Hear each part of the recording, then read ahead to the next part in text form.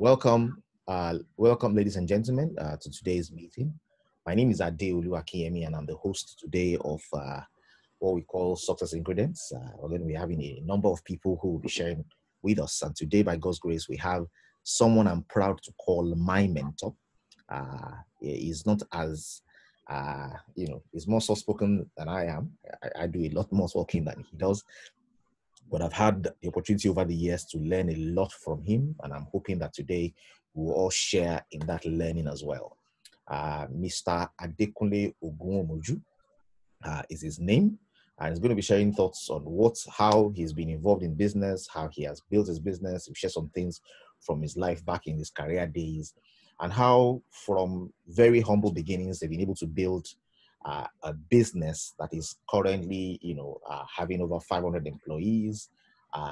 Is one of the top 5 farms in Nigeria as far as poultry is concerned, and how they went about building from zero to hero.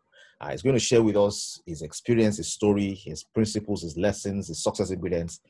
Please take your notes, get your biro in place, make sure you are learning, and then write out your questions. I know that when we listen to Professor Patotomi, he mentioned to us that one of the key things he is looking at is a Greek, that after post-COVID, one of the places where we will have the biggest challenges and the biggest threats, and definitely the biggest opportunity, is in food supply, is in ensuring that people, can have access to these products. And then, of course, the export market will also, show a lot of potential. So today we're going to listen to somebody who is not a theoretical person as far as this space is concerned, someone who has, been in the trenches, someone who is mentoring others who are also in these trenches as well. He will share with us his life lessons. I'd like to welcome everybody who made it here today. Congratulations, and well done. So very quickly today, I'd like to talk a little bit about who Mr. Ogunwomoju is. If you go online, you will not find his profile anywhere, unfortunately. So this is probably the first full profile you're going to be having.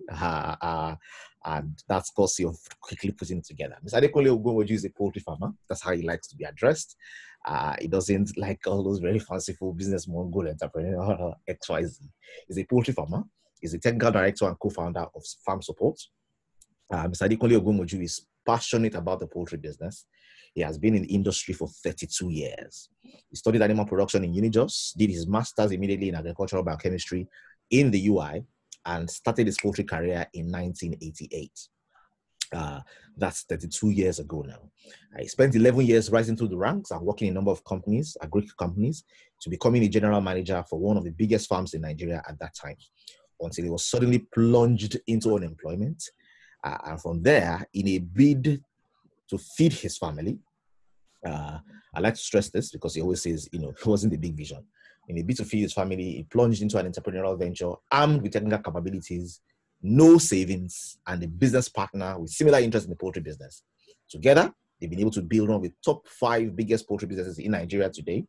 Farm Support has varied interests in the value chain of poultry, eggs, day-olds, broilers, almost all the value chain in that space, and provides mentorship and coaching for over 700 major poultry businesses in Nigeria, each of which, the average of which are doing over #500 million naira turnover.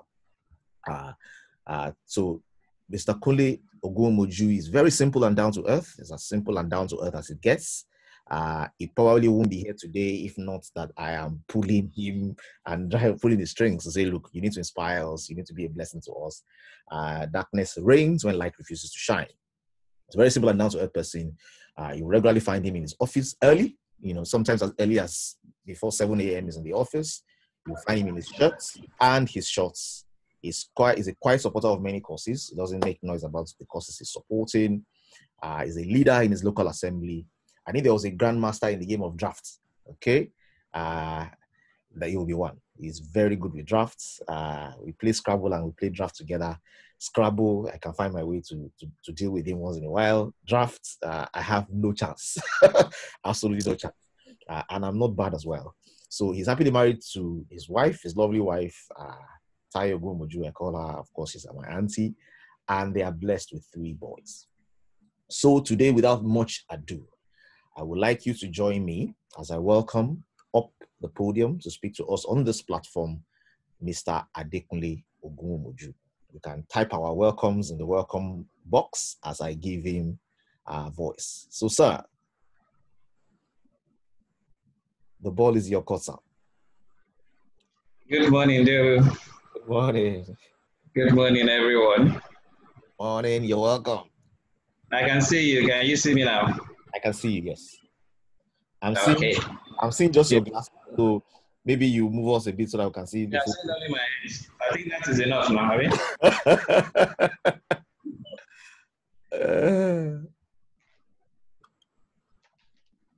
So, good morning once again, everyone. I count it a privilege to be able to be here to speak with you. I don't take it for granted. It's by His grace. Only by His grace we return all the glory to Him first and foremost. So today, I listened last week to Professor Patutomi speak, and there were two takeaways I took from there. One is that, can you hear me well? Very well, sir. Very well, okay. There were two things I took away from there. One is that we should have a vision of what we want to become and get that knowledge to be able to get there. And the second thing I also got was we have to have a mind of service, that in whatever it is, without looking at the benefits that will accrue to us, let us do what we want to do. And then on Tuesday, I also listened to Mrs. Adenike Ogunlesi. And one thing I rough and tumble, and one thing I told you after I finished listening to her was, you don't need me for Saturday at all. That I wanted to, well, as we say, chicken out of doing this today. Because really, most of the things that she was speaking about resonated with me. They were like the journeys of our lives, how we moved through life. So I picked quite a lot of things from there. And one thing I want to start sharing with you from is, what do you consider as success? Because today we are talking about success ingredients. But what do you consider as success? I went into the dictionary, checked the different definitions of success. And we can also do that as well later. And see, success, at the end of it all, if you combine all the definitions, success is telling us about achieving one's goal and making money from it. Success is talking about having riches or occupying a particular position. But I say, is that the full definition of success? Is that the success for you? Because if you do not understand what the definition, what success means for us, we'll be chasing the shadows. So I say, is success simply about being rich and making money? Because most of the time we look at people that have money and we consider them as being successful. But like I shared with you during the course of the week, when a mother gets pregnant and gives birth to a baby, it is success. We call it success. They have successfully terminated the pregnancy into having a baby. When we name the baby by 7 or 8 days old, we say we have successfully named the baby. So I don't want to keep going on, but you'll see that at the end of the day, success has different dimensions of measurements. That if we restrict ourselves to success as only a measure of wealth, we will be losing the essence of success. I like this quote. You can go to the next slide, which talks about success at different ages. Very hilarious. It says at age 4, success is not peeing in your pants. I'm not sure very many people will consider that as success. At age 12, success is having friends. And it goes on and on and it goes on and on. But because most of us revolve around the age of 35 to 50, we have this notion that success is only about having money. But for me, starting off in life, success is about doing whatever it is that you set your mind to do and doing it well so that you can say, yes, I am successful. So it's not something about having money, but you know what? By the day-to-day things that we do, the everyday things that we do, we become successful. There is another quote that says, if you have been able to lay your bed this morning, then you have been successful, because laying the bed is a task. And if you have completed it well today, that means you have been successful. So I want us to define for ourselves what success is. Everybody needs to understand what success means to him. If success is only about money, then we have a very wrong definition of what success is. define your success for yourself. That is the first thing I want to share with us today. Define your success for yourself. Don't let the world define success for you. Don't let circumstances define success for you. Define your success for yourself. And I'll be going on to share with you the story of my life. Normally, I shy away from doing this, but I have to do this because I've been asked to do this by my Oga, so to say, although he calls me his mentor, but I've also learned a lot from him. I'm still learning a lot from him as well. And from MI, I'm also learning quite a lot as well. There are so many teachers that are teaching me. From my wife, I learned so much. From the person I work with, I learned so much. Because the moment you stop learning, that is when you start dying. When you stop learning, you start dying. It's not only about knowing how to give chickens feed. It's about learning and self-development. Knowing that on a daily basis, you have to know that the way you did things yesterday is not the way that you do things today or tomorrow. So I say again, the moment you stop learning, you stop dying. Whenever we stop growing, you also start dying. So if we do not want to stop, if you don't want to die, we don't want to, then we need to start to learn on a daily basis. So I'll tell you, when I was going into secondary school, yes, please. Deolu, you have something to say? Yes, you need to move back from your phone a bit so that the voice is a bit muffled. So if you are a bit backward and we can see your full face, the voice will be better. Can you hear me? Yes, I can hear Too you. well. Very well now, yes. So now is it better now? It's better now, but we're not seeing your face. So maybe move it down here. Turn it a bit. Yes. Great. It's better. Okay, so where were we? I was talking about, defining success and then self-development, learning on a daily basis. And then I moved into the story of my life, talking about, when I got into secondary school, incidentally, I'm the fifth in the family of 6 children. And the first, my elder ones, let me understand or let me know that chemistry was a difficult subject to approach. So when I got into secondary school, we start chemistry by year 4, then Form 4. So Form 3, we got into chemistry in Form 3. And I was like, okay, they said this course is difficult. I'm trying to work according to what my mentor has told me to work with.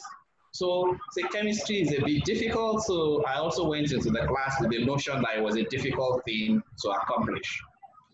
But at the end of the first term, I scored 24% in chemistry. 24%. But in English language, which a lot of my seniors knew well, I had about 80-something% in English language. But incidentally, one of my classmates who scored 60-something in English language had 72 in chemistry. So it got me thinking, can I do better than I have done? Is it because I'm working with a stereotype that is why this is happening? So the next time we said, okay, let us see what we can do with this chemistry. And we set our minds at it, we started working on it, and at the end of the second term, I got 70-something in chemistry. And from then, he told me that whatever it is that your mind can conceive, then you can achieve if you work at it. That there are a lot of things that debar us from getting to our limit, to getting to the heights we are to get to, because of the mindset that we have. Our mind is the battlefield where battles are fought and won. So from early enough, I learned to conquer my fears. I learned to be able to work at things to be able to get results. I don't want to don't let me go through all of this. Okay. Let's just talk about what is it that is happening? What is it? What do you do on a daily basis?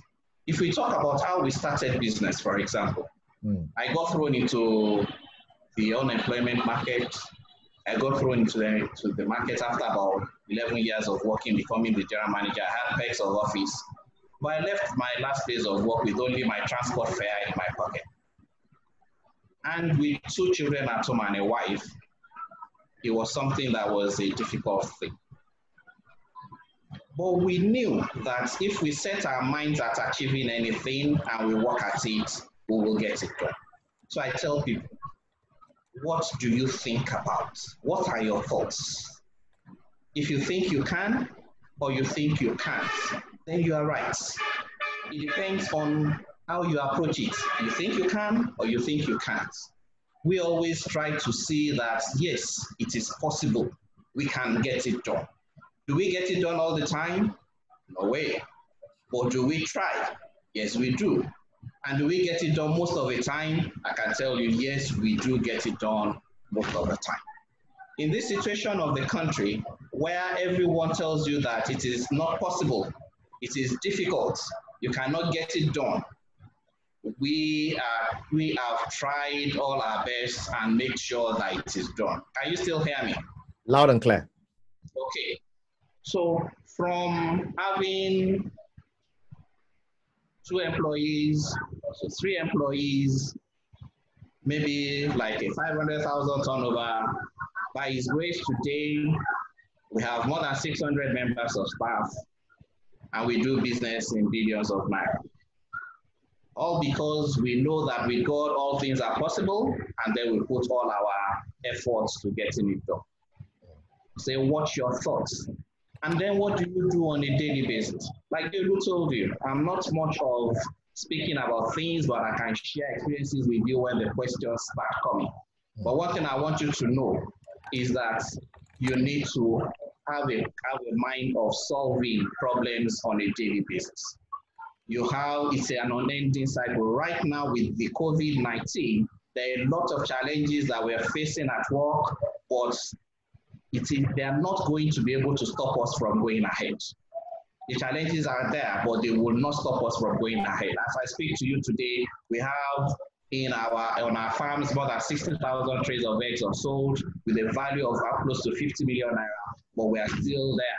And we know that we keep pushing and things will get better. Last year, we also had some issues with the business, but at the end of the day, I looked at our balance sheet at the end of the year, our profit margins, they were better than they were in 2018. So I know that even for 2020, if we keep doing things the way we are doing them and keep solving the problems as they come and taking action and looking back and redefining, reevaluating, our balance sheet will be healthier even by the end of this year. Our profit margins are going to be higher because we know that it can be done and we know that we can get it done. I don't know, what would you like me to still speak about, Deolu? Well, so I think one of the things that people find most inspiring, the fact that we go through challenges. Challenges are not the exclusive reserves of people who don't do well, and it's how we manage them. So if we can get a little insight into, was this a smooth sail, growing from where you are to where it is today? What did it take? What were the, so of course we've heard one of the key things is problem solving. Basically having the attitude to say, my mind is not limited. I can achieve what I set to achieve. So what are the other things? What are the other key elements that have helped to make the journey from where you're coming from to where you are today a possibility? Yeah, they are the well-known values. That's some of the time that it appears as if. Yeah, I want to say things. Yeah, the people want to hear the complex things that makes things to work, but there's easy things. I tell people, if you create value, you will get rewarded for the value that you create. Let me tell you about how the business started. We wanted to buy Deo chicks from another company. They didn't have the Deo chicks. And then we kept going there. We couldn't get Deo chicks to buy. And we looked at ourselves. Can we do this? So we started, okay, let's look at how we can get Deo chicks to be produced. So we got together, we looked at it, and we started to produce Deo chicks. And we said, okay, what makes a difference between the Deo chicks we are selling and the Deo chicks from some other people? we added value to it. We say coccidiosis-free tail chicks. We added a value to it and say, okay, this is the value. Like Mrs. Obolisi was talking about it on Tuesday. We are not in this. I tell my people in the office, we are not in the business of selling drugs, vaccines, day-old chicks, and eggs. We are in the business of adding value to the lives of people. It is the experience. Somebody can come tomorrow and sell you eggs. Another person will sell you drugs and vaccines tomorrow. But we are selling value. We have field officers that go around to just tell people this is the way to do things. We are also working with a lot of other farms. In fact, the farms are running even billions of naira, not even $500 million naira. Wow. The 7 that you mentioned do their volumes in billions, not even in $500 million on an annual basis. Wow. And we create value. So we create an unending chain of value. We keep giving you value. That's the thing. An unending chain of value, we keep giving you value. So from producing day-old chicks, people tell us, okay, we see that your day-old chicks are very good. What do you use to feed them? So we got to make feed for them. What do you do in terms of egg sales? We also help them to sell eggs, and we also introduce them to our egg customers. What do you do for this? So it's an unending chain of value that is making us to have value. So that even, I tell people when they talk about competition, who is your competition? I tell people we are not in competition. And it's funny because in most schools, they tell you, know about your competition, know this and all of that. Yes, we know about the collaborators, people that we work together. They collaborate with us to make things to run. We can't sell all the day-old chicks for the country. We can't sell all the eggs for the country. So I'm in good relationship with the people that are foremost in our industry because we do not see ourselves as competing for a market. Do you understand? There is the whole space for everybody to excel. The whole space is there for everybody to excel. There is no point striving. The major competition we have is with ourselves. How can we better do what we are doing today? That is the competition that we have. We do not have competition with the next person that is selling eggs or day-old chicks. We have, and on a daily basis, like Deolu mentioned, office in the morning. And even now that we have a lot of people that are working with us, I am in the office as I speak today, for example. So even though I don't have to be in the office, I don't have to do some things, but this is the everyday things that we do is what culminates into whatever we become. Yes, sir.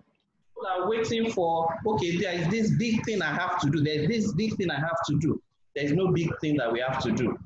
The hardworking, the grace of God is there, so I don't want to go there and begin to dwell on that. But if you are hardworking, you have diligence, you are loyal, people can trust you. There was somebody that came to my office 2 weeks ago. Said he didn't call me before coming into the office because he knows that he was going to meet me in the office. What do people know about you? What can they say about you? The staff that I work with, there are things that they say. They know that you cannot take this to him, he will not accept this. Why? Because over a period of time, they have seen a consistent pattern of the way that we do things.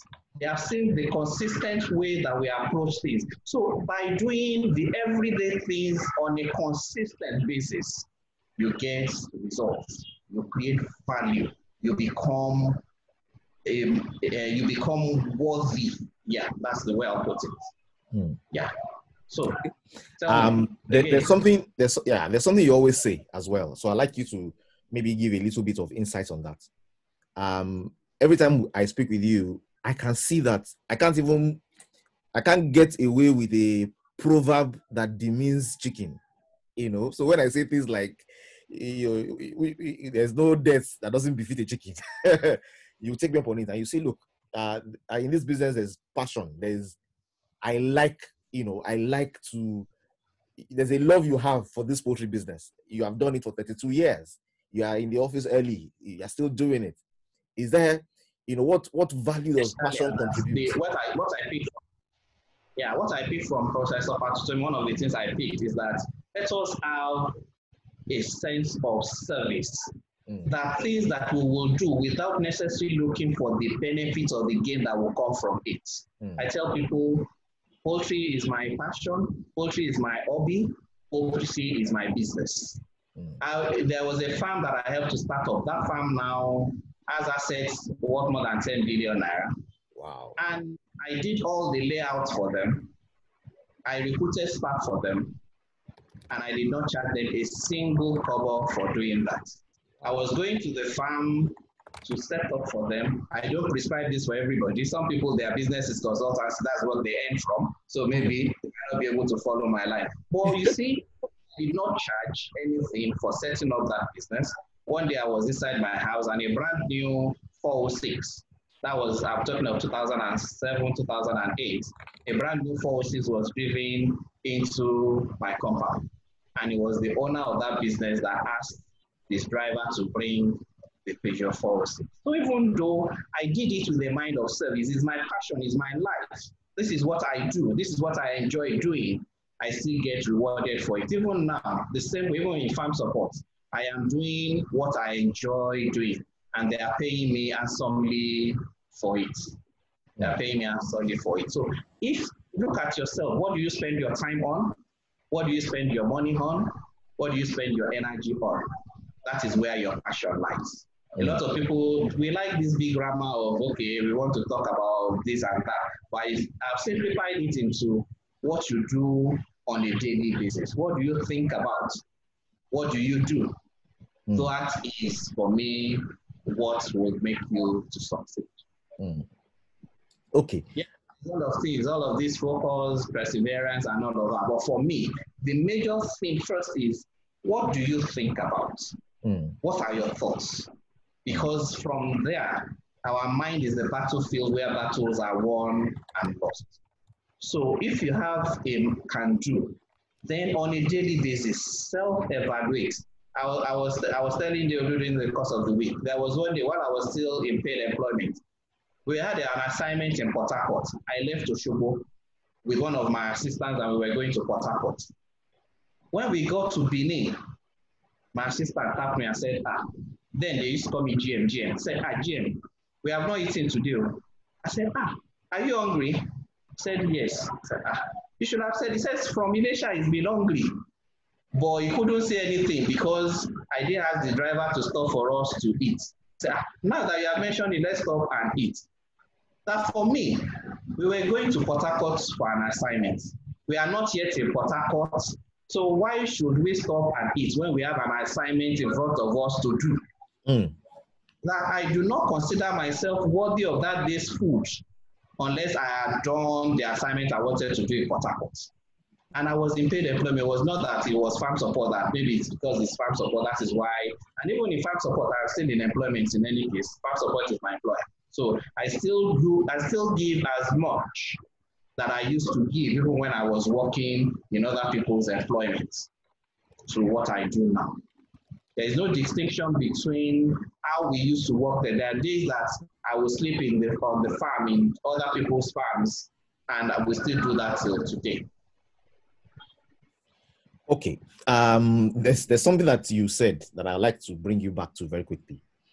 So I think I misjudged the valuation of the companies that you're mentoring and supporting. But I've seen you at some of these farms. I've had the opportunity of going with you to some of them. And, I've always wondered, how is this profitable? How do you help someone start up their farm, advise them, structure it, grow it, make it big, and become your competition? What's that about? And, how can someone get to see past, why should I build the business of somebody who will be in the same space with me? And they're doing billions of turnover today. It means that, there's business that they're getting as well that is big. So how does that work? Because somebody is wondering, they want to do poultry business. It would have been good if they had some guidance. How does that work? It's value creation. As long as you create value, you will get rewarded for that value. As long as you create the value, you get a reward for the value. That's what the way they say it in Yoruba, right? Most of the time, we are like, if you plant the seed of corn here, we expect to come and harvest that corn, even without even watering it at all. Meanwhile, if you plant the seed of corn here today and you water it very well, you get to 100 kilometers away, somebody is offering you corn for free to eat. Because of the corn that you planted somewhere and you have been nurturing it. And it's the same way with these businesses. We plant those businesses, we nurture them. One way or the other, the value comes back to us. I don't know how it comes, but the thing, if it comes back to us, there'll be so many tales and stories that we hear of do good here because the good that you do comes back to you. There is a way, that is a universal law of God, with the way God works, that if you feed another person's child, your children will not lack food. It's the same way. We help those businesses to thrive, and God helps our business to grow. That's the only way I can say it. I don't know the equation. Maybe there's an equation for it, but I don't know the equation. But I know that as long as you keep creating value, you will get rewarded for that value. You can serve, even from when we were in paid employment. If I tell you the story of how I got into partnership with the person that I'm working with, it's a question of the fact that we planted value there, and now we are reaping the value here. Okay, let's hear the story. We can have people ask their questions. Okay, so let me ask them to prepare. So in 1994, I knew. If I was 1992. My current partner that we've been working together for the past 21 years, I knew him in 1992. That was about 7 or 8 years before we started working together. He used to come to the place where I was working, and one way or the other, I was assisting his business to grow. And he felt he needed to give me something for assisting his business to grow. I was doing it in the line of my duty. I wasn't going beyond my line of duty, but was for everyone that was coming across us, we were looking at how can we better the lives of and that is one of the things, that's our mission for farm support. Bettering the lives of our stakeholders, adding value to the life of our stakeholders. That has been our mission from a long time, that whoever comes across us, let us look at how we can leave them better than the way they got to us. So one way or the other, we were assisting his business, and he felt a need to reward me for that. And he will come and say, take, and I will tell him, no, I am doing this in the line of my duty. I'm only doing my duty. And I don't want to mention the terms as it were, but you know what it is, gratification for what I am. And I say, no, my own joy is in seeing your business to grow. So like that, there were inducements and all of that, which I said, no, this is not it. So by the time we needed to do business together, like I tell you now, he's not around, I'm the one around. We don't check, okay, what has this person done yesterday, or what's this person doing today? Because from then, we had the mindset of adding value and not necessarily waiting for the rewards that come. But ironically, the rewards come. That is the thing. A lot of us are focused on the rewards before we do what we need to do, rather than doing what we have to do and then waiting for the rewards to come. So that was it. So around by the time I left paid employment, and I came to him and I said, I wanted to also start my own business. Because of the value that I added to his business, because of the assistance that I had given him in the course of his business has grown. And then he felt indebted to making my own business also to grow. So it's like planting the seed from 1992, coming to harvest it by year 2000, and the harvest is still ongoing because we are still doing business together. Awesome. Okay, so that's awesome. So what we're going to do now, very quickly, I'm going to ask you a few other questions while we wait for questions to come. What I would like to suggest to everybody who is here today, I've already set the notification to direct the questions only to me. So you can, at this moment, comment and send your messages to me directly so that I can sift and then ask those questions. So if you have a question, please put them together and type them in that message box, and we'll spend the next few minutes answering some of those questions. I have a question that has come in already. A few other questions will be coming in. So just put your questions there. We'll probably not be able to answer everybody's question, but we'll be able to try.